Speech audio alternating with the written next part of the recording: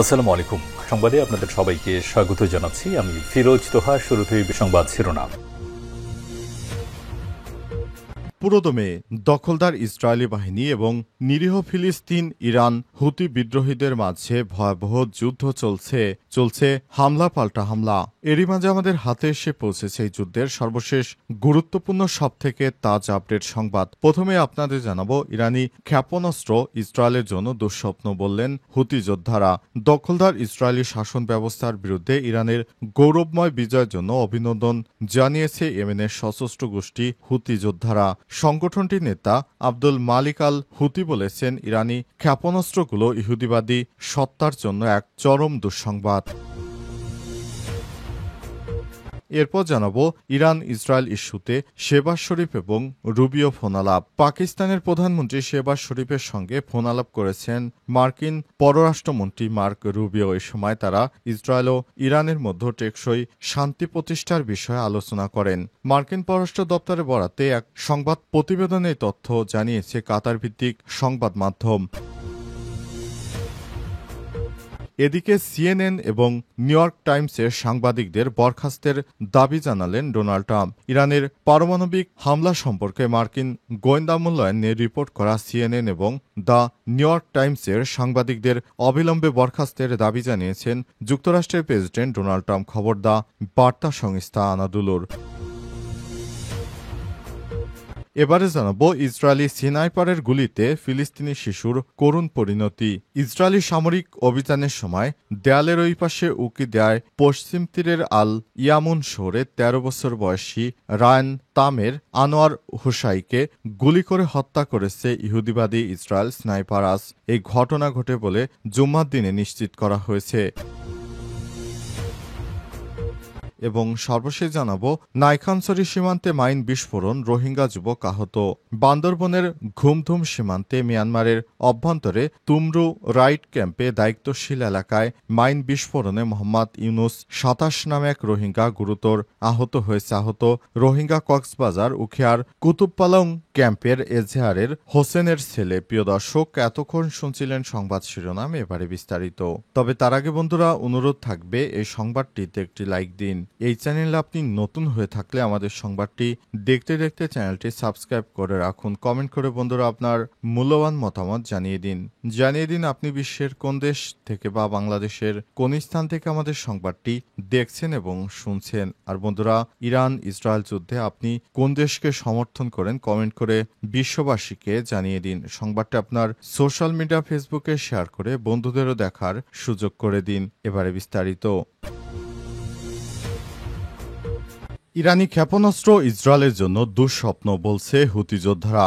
দখলদার ইসরায়েলি শাসন ব্যবস্থার বিরুদ্ধে ইরানের গৌরবময় বিজয়ের জন্য অভিনন্দন জানিয়েছে ইয়েমেনের সশস্ত্র গোষ্ঠী আনসারুল্লাহ। সংগঠনটির নেতা আব্দুল মালিক আল হুতি বলেছেন, ইরানি ক্ষেপণাস্ত্র ইহুদিবাদী ইসরায়েলের জন্য এক চরম দুঃস্বপ্ন। আজ বিকেলে রাজধানীর সানা থেকে টেলিভিশনে সম্প্রচারিত এক ভাষণে আল হুতি বলেছেন, ইরানের বিজয় সমগ্র মুসলিম বিশ্বের জন্য একটি বিজয় বয়ে এনেছে। তিনি আর বলেন, আগ্রাসী, নিপীড়ক ও অপরাধী ইসরায়েলি শত্রুর বিরুদ্ধে ইরানের মহান বিজয়ের জন্য আমরা ইরানকে অভিনন্দন জানাই। ইরানের ঐতিহাসিক বিজয়ের জন্য আমরা মুসলমানদের অভিনন্দন জানাই। এ বিজয় সমগ্র ইসলামী বিশ্বকে উপকৃত করেছে। ইরানের কাছে ইহুদিবাদী শত্রু এবং তার অপরাধী মিত্র যুক্তরাষ্ট্র, ব্রিটেন, জার্মানি এবং ফ্রান্সে পরাজয় বরণ করেছে, তা সমগ্র মুসলিম উম্মার জাতির জন্য একটি বিজয়। তিনি আরো বলেছেন, কয়েক দশক ধরে ইসলামী বিশ্ব শত্রুদের দ্বারা সৃষ্ট সংকটে জর্জরিত। আল্লাহর সৃষ্টি এবং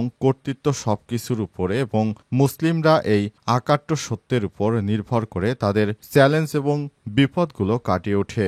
মার্কিন সহায়তায় ইরানের হামলা চালানোর জন্য ইসরায়েলের প্রস্তুতি দীর্ঘ সময়ের বর্ণনা করে হুতি প্রধান আরো বলেন, যুদ্ধের জন্য প্রস্তুত হতে তেল আবিব সরকারে ১ বছরের বেশি সময় লেগেছে। আব্দুল মালিক আল হুতি অন্যান্য মুসলিম সরকার এবং দেশের তুলনায় ইরানের পারমাণবিক, সামরিক এবং আবাসিক স্থাপনাগুলোর হামলার পাকিস্তানের নিন্দাকে একটি অন্তর্দৃষ্টিপূর্ণ এবং চমৎকার প্রতিক্রিয়া বলেও প্রশংসা করেছেন। ইরান ইসরায়েল ইস্যুতে শেহবাজ শরীফ এবং রুবিও ফোনালাপ। পাকিস্তানের প্রধানমন্ত্রী শেহবাজ শরীফের সঙ্গে ফোনালাপ করেছেন মার্কিন পররাষ্ট্রমন্ত্রী মার্ক রুবিও। এর সময় তারা ইসরায়েল ও ইরানের মধ্যে টেকসই শান্তি প্রতিষ্ঠার বিষয়ে আলোচনা করেন। মার্কিন পররাষ্ট্র দপ্তরের বরাতে এক প্রতিবেদনে এই তথ্য জানিয়েছে কাতার ভিত্তিক সংবাদ মাধ্যম আল জাজিরা। আজ ফোনালাপে বিবৃতিতে বলা হয়েছে, সেক্রেটারি রুবিও জোর দিয়ে বলেছেন যে ইরান কখনোই পারমাণবিক অস্ত্র তৈরি বা অর্জন করতে পারবে না। দুই নেতা ইসরায়েল ও ইরানের মধ্যে একটি টেকসই শান্তি প্রতিষ্ঠা এবং আঞ্চলিক স্থিতিশীলতা বজায় রাখার জন্য একসঙ্গে কাজ করার গুরুত্ব স্বীকার করেছে। গত ৩ জুন ইরানের সামরিক, পারমাণবিক এবং বেসামরিক স্থাপনায় বিমান হামলা শুরু করে ইরান, যা পরবর্তীতে তেহরান এবং তেল আবিবের মধ্যে ১২ দিনের সংঘর্ষে রূপ নেয়। এতে কমপক্ষে ৬০৬ জন নিহত এবং ৫,৩৩২ জন আহত হয়েছে বলে ইরানের স্বাস্থ্য মন্ত্রণালয় নিশ্চিত করেছে। জেরুজালেমের হিব্রু বিশ্ববিদ্যালয়ে প্রকাশিত পরিসংখ্যান অনুযায়ী তেহরান ইসরায়েলের উপর প্রতিশোধমূলক ক্ষেপণাস্ত্র ও ড্রোন হামলা চালিয়েছে, যার ফলে ২৯ জন নিহত এবং ৩,৪০০ জনের বেশি আহত হয়েছে। যুক্তরাষ্ট্রের মধ্যস্থতায় গত ২৪শে জুন থেকে সংঘাত থেমে যায়। ২ সপ্তাহে এই যুদ্ধে ইরানকে সমর্থন জানায় পাকিস্তানও। সিএন এবং নিউ ইয়র্ক টাইমসের সাংবাদিকদের বরখাস্তের দাবি জানালেন ডোনাল্ড ট্রাম্প। ইরানের পারমাণবিক হামলা সম্পর্কে মার্কিন গোয়েন্দা মূল্যায়ন নিয়ে রিপোর্ট করা সিএনএন এবং নিউ ইয়র্ক টাইমসের সাংবাদিকদের অবিলম্বে বরখাস্তের দাবি জানিয়েছেন মার্কিন প্রেসিডেন্ট ডোনাল্ড ট্রাম্প। খবর বার্তা সংস্থা আনাদুলুর স্থানীয় সময় বৃহস্পতিবার নিজের সামাজিক যোগাযোগ মাধ্যম ট্রুথ সোশ্যালে ট্রাম্প লিখেছেন, সিএনএন এবং দ্য নিউ ইয়র্ক টাইমসের ভুয়া সংবাদ প্রতিবেদকদের অবিলম্বে বরখাস্ত করা উচিত। সেই সঙ্গে তিনি তাদের খারাপ উদ্দেশ্য প্রণোদিত খারাপ মানুষ বলে অভিহিত করেছেন। পৃথক আরেক পোস্টে ট্রাম্প দাবি করেছেন, গুজব হল যে ব্যর্থ নিউ ইয়র্ক টাইমস ও ফেক সংবাদ মাধ্যম সিএনএন ইরানের পারমাণবিক স্থাপনা সম্পর্কে ভুয়া গল্প তৈরি করেছে। সাংবাদিকদের বরখাস্ত করবে কারণ তারা এটিকে বড্ড বেশি ভুলভাবে উপস্থাপন করছে। এই সংবাদ মাধ্যম দুটি মার্কিন গোয়েন্দা সংস্থার গোপন প্রতিবেদনের ভিত্তিতে সংবাদ প্রকাশ করে বলেছিল, সপ্তাহান্তে চালানো হামলা ইরানের পারমাণবিক কর্মসূচি ধ্বংস করার পরিবর্তে কেবল কয়েক মাস পিছিয়ে দিয়েছে। যুক্তরাষ্ট্রের জাতীয় গোয়েন্দা সংস্থা পরিচালক তুলসী গ্যাবার্ট প্রতিবেদনগুলোর সমালোচনা করে দাবি করেছেন, ফাঁস হওয়া মূল্যায়নগুলো কম আত্মবিশ্বাসের সঙ্গে লেখা এবং প্রেসিডেন্ট ট্রাম্পের সিদ্ধান্তমূলক নেতৃত্বকে দুর্বল করার জন্য বেছে বেছে প্রকাশ করা হয়েছে। ট্রাম্প এর আগে সিএনএনের নাতাশা বার্টাব্যান্ডকে চিহ্নিত করে বলেছিলেন, তাকে সিএনএন থেকে বরখাস্ত করা উচিত। আমি তাকে ৩ দিন ধরে ভুয়া খবর করতে দেখেছিলাম। নাইখানছড়ি সীমান্তে মাইন বিস্ফোরণ, রোহিঙ্গা যুবক আহত।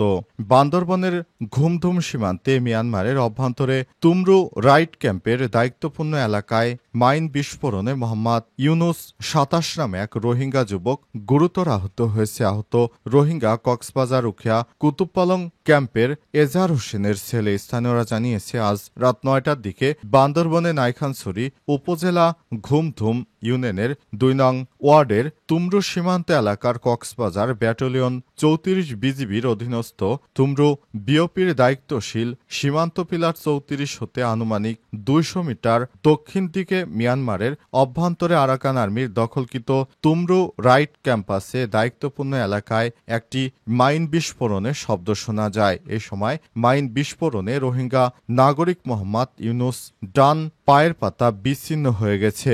তারা আরও জানায়, আহত রোহিঙ্গা বাংলাদেশ থেকে চোরাই পথে বিভিন্ন পণ্য সামগ্রী মিয়ানমারে যাচ্ছিল। পরে স্থানীয়রা আহত রোহিঙ্গাকে উদ্ধার করে কক্সবাজারের জেলার উখিয়ায় এমএসএফ হাসপাতালে নিয়ে যায়। নাইখানছড়ি থানার ভারপ্রাপ্ত কর্মকর্তা ওসি মোহাম্মদ মাসরুল হক মাইন বিস্ফোরণে রোহিঙ্গা নাগরিককে আহত হওয়ার বিষয়টি নিশ্চিত করেছেন। তিনি জানান, রোহিঙ্গা নাগরিকরা বাংলাদেশ থেকে মিয়ানমারের অভ্যন্তরে বিভিন্ন মালামাল নিয়ে যাতায়াত করে থাকে। এগুলো নিয়ে আনা যার সময় বিস্ফোরণের ঘটনা ঘটেছে। বিস্ফোরণে সেখানে ব্যাপক ক্ষয়ক্ষতি হয়েছে। তাকে উদ্ধার করে হাসপাতালে ভর্তি করা হয়েছে। ধারণা করা হচ্ছে তার গুরুতর আঘাত লেগেছে এবং সর্বশেষ তিনি বাঁচেন কিনা মারা যান সে বিষয়ে এখনো স্পষ্ট করে কোনো তথ্য জানাতে পারেনি পুলিশের কর্মকর্তারা। তারা আরও জানিয়েছে, আমরা চেষ্টা করছি তাকে সর্বোত্তক চিকিৎসা দিয়ে সহায়তা করার জন্য, তবে দেখা যাক শেষ পর্যন্ত তিনি বাঁচেন কিনা।